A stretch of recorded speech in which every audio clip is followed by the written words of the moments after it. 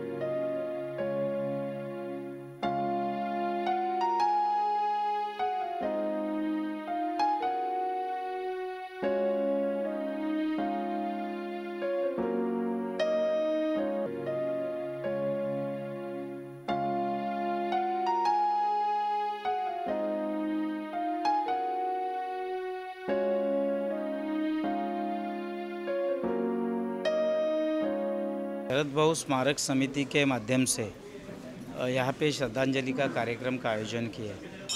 वैसे तो विभाग क्रमांक 9 और यहाँ के चैम्बूर के सभी हमारे ज्येष्ठ नागरिक उनके माध्यम से ये श्रद्धांजलि का कार्यक्रम होता है और उस कार्यक्रम में हमारे सभी शिवसेना के पदाधिकारी यहाँ पे मौजूद है। आज के दिन हम लोग हमारे शरद भाऊ की, जिनको हम इस चैम्बूर के भाग्य विधाता कहते हैं, उसका कारण ही ये है कि भाऊ ने जो चैम्बूर में जिस तरह से काम किया। अब बताइए कि यहाँ पे ऐसी कोई चीज़ नहीं है जो भाऊ ने नहीं की। यहाँ पे बच्चों के लिए स्कूल, बच्चों के लिए कॉलेज की व्यवस्था की है, यहाँ पे क्रीड़ांगन है, यहाँ पे उद्यान है, यहाँ पे बहुत सारे ऐसे जो काम, समाज मंदिर है, महिला आधार केंद्र, ऐसे बहुत सारे जो काम है जो लोगों को अपेक्षित है, वो काम भाऊ ने यहाँ पे किया। और इसलिए आज के इस दिन में हम भाऊ को याद करते हैं, भाऊ का काम, कि भाऊ ने किया हुआ जो काम है वो काम, उसमें से हमारे जो विद्यमान जो पदाधिकारी है उनके हाथों से अगर 10% भी काम वो लोग करते हैं तो भाऊ की स्फूर्ति है और उसकी स्फूर्ति के माध्यम से ये लोग काम करते हैं। और इसलिए आज हम सभी पदाधिकारी यहाँ पर उपस्थित है। भाऊ को, शरद भाऊ को श्रद्धांजलि अर्पण करने के लिए हम सब यहाँ पे इकट्ठा हुए और इसलिए मैं विभाग क्रमांक 9 की तरफ से हमारे सभी पदाधिकारियों के माध्यम से भाऊ को भावपूर्ण श्रद्धांजलि अर्पण करता हूँ। शरद भाऊ आचार्य शिवसेनेचे नेते होते, मुंबईचे महापौर होते आणि त्यांनी केलेले जे काम आहे ते संपूर्ण चेंबूरमध्येच नव्हे तर संपूर्ण महाराष्ट्रामध्ये त्यांचं आजही नाव आहे। त्यांचं आजही जे कर्तृत्व आहे याच्या अनेक कहाण्या ह्या लोक सांगतात। हिंदू हृदय सम्राट शिवसेना प्रमुख बाळासाहेब ठाकरे यांच्या रत्नांपैकी ते एक रत्न होतं आणि आम्हाला अभिमान वाटतो, आमचं भाग्य आहे की शरद भाऊंच्या छत्रछायेखाली आम्ही काम करत राहिलो। आजही त्यांच्या विचारांचा वारसा घेऊन आजही त्यांनी जी केलेली कामं आहेत ती डोळ्यासमोर ठेवूनच आम्ही काम करतो आणि त्यांच्या आठवणींना उजाळा देण्याचं काम या ठिकाणी आज गावांगावांमध्ये आमच्या शिवसैनिकांनी केलेलं आहे। अनेक त्यांच्या आठवणी इथे लोकांनी सांगितल्या आणि ते एक द्रष्टे नेते होते, ते आक्रमकपणे आपलं काम करत होते, तेवढेच ते त्यांच्या मनामध्ये माया होती, ते कनवाळू होते आणि काम करताना त्यांनी सर्व समाजाच्या, सर्व धर्माच्या लोकांना एकत्रित करून त्यांच्यासाठी त्यांनी सेवा केलेली आहे। अनेक लोकांना त्यांनी रोजगार उपलब्ध करून दिले, त्यांनी अनेक शाळा या ठिकाणी गरिबांसाठी काढल्या, त्यांनी कॉलेजची निर्मिती केली, त्यांनी क्रीडा क्षेत्रामध्ये अनेक कामं केलेली आहेत, सांस्कृतिक क्षेत्रामध्ये त्यांनी अनेक कामं केली आहेत। म्हणजे एवढी कामं त्यांनी करून ठेवली आहेत की आजही त्यांचं नाव संपूर्ण सर्वसामान्य जनतेच्या मुखामध्ये आहे। छत्रपती शिवरायांचा अश्वारूढ पुतळा असो, परमपूज्य डॉक्टर बाबासाहेब आंबेडकरांचं स्मारक असो, स्वातंत्र्य सैनिक स्मारक असो, आजही जे त्यांनी काम केलेलं आहे त्याच्या पलीकडे जाऊन कोणच काम करू शकलं नाही। म्हणून आजही त्यांची आठवण तळागाळामध्ये आहे आणि त्यांना श्रद्धांजली अर्पण करण्यासाठी आज शेकडोंच्या संख्येने आज लोक या ठिकाणी जमलेले आहेत। प्रथम शरद भाऊ आचार्य यांना मी माझ्यातर्फे, माझ्या कुटुंबातर्फे आणि माझ्या संपूर्ण प्रभाग क्रमांक 148 तर्फे भावपूर्ण आदरांजली वाहते। मी माझं भाग्य समजते, ज्या प्रभागातून शरद भाऊंनी नेतृत्व केलं नगरसेवक झाले आणि त्या प्रभागाचं नेतृत्व करणं मला लाभलं हे माझं सौभाग्य समजते. भाऊनी प्रचंड कामं केलेली आहेत आणि अशी यादी तर वाचायला गेलं तर आपल्याला कमी वेळ म्हणजे वेळच पुरणार नाही. परंतु मी भाग्य समजते की मला ह्या प्रभागातून नेतृत्व करायला मिळालं आणि मी शरद भाऊ इतकं नाही परंतु त्याच्या कणभर जरी काम करू शकले तरी मी तर ती माझी खरी श्रद्धांजली त्यांना राहील. आणखीन शरद भाऊंबद्दल बोलायचं तर शरद भाऊ आमचे आता मनापासून असं वाटतं की शरद भाऊ असते तर खरंच त्यांनी एक शाबासकीची थाप नक्कीच माझ्या पाठीवर दिली असती आणि त्याचे ते मला असं वाटतं कुठे असतील व जिथून आम्हाला ते नक्कीच आशीर्वाद देतात आणि त्यांच्या विचारांवर त्यांचे आशीर्वादच आम्हाला आहे जे आम्हाला हे कामं करण्यासाठी बळ देते. एवढंच म्हणते. धन्यवाद. सर्वप्रथम अनुशक्ति नगर के विधानसभा के क्षेत्र से और हमारे शिव वातुक सेना की तरफ से मैं सर्व भावपूर्ण श्रद्धांजलि अर्पित करूंगा शरद भाऊ को. शरद भाऊ के काम मुझे बोलने की ज़रूरत नहीं है, इतने काम हैं. हम अगर देखें तो वो कम है देखने के लिए भी. शालाएँ, गार्डन, स्कूल्स, मंदिर, लोगों के लिए बहुत सारे ऐसे कार्य करें जो जन्मांत तक याद रहेंगे सबको और यही यादगार शरद भाऊ की एक पहचान है. बस इतना ही बोलूँगा. जय हिंद, जय महाराष्ट्र. आज या ठिकाणी चेंबूरचे भाग्यविधाते कैलासवासी शरद भाऊ आचार्य यांचा स्मृती दिवस आहे. आपण प्रतिवर्षी या दिवशी या ठिकाणी उपस्थित राहत असतो आणि भाऊंना मानवंदना देण्यासाठी मोठ्या संख्येने या संपूर्ण चेंबूर परिसरातील नागरिक यावेळेला उपस्थित राहत असतात. मला या ठिकाणी आजच्या दिवशी एवढंच सांगायचं आहे की भाऊ खऱ्या अर्थाने या चेंबूरचे लोकनेते होते की ज्यांनी या परिसरातील लोकांसाठी नागरिकांसाठी जी मोठमोठी नगरं वसवली. ज्या वेळेला सर्वसामान्य नागरिकाला गावावरून आल्यानंतर मुंबईमध्ये राहण्याचा मोठा प्रश्न होता त्यावेळेला त्यांनी या ठिकाणी लोकांसाठी ही नगरं वसवली आणि त्यांना या ठिकाणी विस्थापित केलं. त्याबद्दल सर्व नागरिकांच्या वतीने आणि शिवसेनेच्या वतीने चेंबूर विधानसभेच्या वतीने मी त्यांना इथं भावपूर्ण श्रद्धांजली अर्पण करतो. धन्यवाद. 72 साली आम्ही ह्या ठिकाणी जी चळवळ चालली होती शिवसेनेची त्या चळवळीमध्ये शरद भाऊ आणि आम्ही भाग घेतला होता आणि त्यावेळेला आम्हाला आरशेप कंपनीतून क्लार्क अशी मुलं मिळत नाहीत टायपिंगमध्ये म्हणून आम्ही टायपिंग इन्स्टिट्यूटसाठी हे केलं. शरद भाऊने हे मदत करून हे शिवसेनेची शाखा होती ती काढून आम्ही ह्या ठिकाणी टायपिंग इन्स्टिट्यूट चालू केली. त्याच्यानंतर अनेक प्रकल्प चालू केलेले आहेत आणि आज ही संस्था फार मोठी आहे. ह्या संस्थेच्यामुळेच जवाहर हायस्कूल झालं आहे. त्याच्यानंतर आचार्य निकेतन कॉलेज इथपर्यंत ह्या संस्थेचं झालं आहे. ह्या संस्थेचे ट्रस्टी आणि भाऊनी ही मेहनत घेतली म्हणूनच हे सगळं शक्य झालेलं आहे. आम्ही सगळेजण यांच्या मार्गदर्शनामुळे कार्यकर्ते होतो आणि त्यावेळीपासूनच आम्ही सामाजिक कार्यकर्ता करतो. स्वतः मी एका जर्मन ट्रस्टचा मॅनेजिंग ट्रस्टी आहे आणि त्या ठिकाणी कोकणामध्ये माझे काका जर्मनला गेले होते. ते सुभाषचंद्र बोसचे मित्र होते आणि त्यांचं लग्न सुभाषचंद्र बोसनेच इंगेटराव नाईक ह्या जर्मन बाईशी करून दिलं. त्यांनी आझाद सेनेला मदत केली आणि बरेच वर्ष तो सुभाषचंद्र बोस आणि हिटलर संबंधित होते. मी एक सामान्य कार्यकर्ता आहे पण मला जे काही घडवलं आहे ते शरद भाऊंनी घडवलं आहे. मी जो कोण आहे तो म्हणून मी आज माझ्या गावी आणि इथे काम करत आहे. समजलं. मी शरद भाऊच्या कार्याला तोड नाही आहे. आज 19 वर्ष त्यांना झालेली आहे तरी आम्हाला सगळं काही एकदम आमचं मार्गदर्शन आहे आमच्यासमोर हे. आणि अशा वेळेला हे जे काही आम्ही आत्ता त्यांच्या नावाने शरद आचार्य फिजिओथेरपी सेंटर चालू केलेलं आहे.